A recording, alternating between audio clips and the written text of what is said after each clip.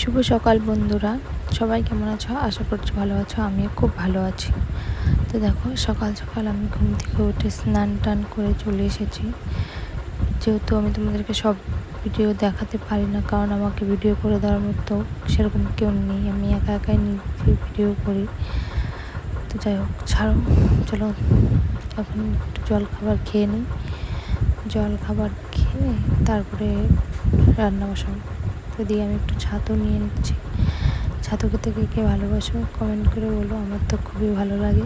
তো আমি ছাতুটা খেয়ে দিয়ে রান্নার সব রেডি করে রেখেছি, ওটাও তোমাদেরকে দেখাতে পারলাম না যেহেতু।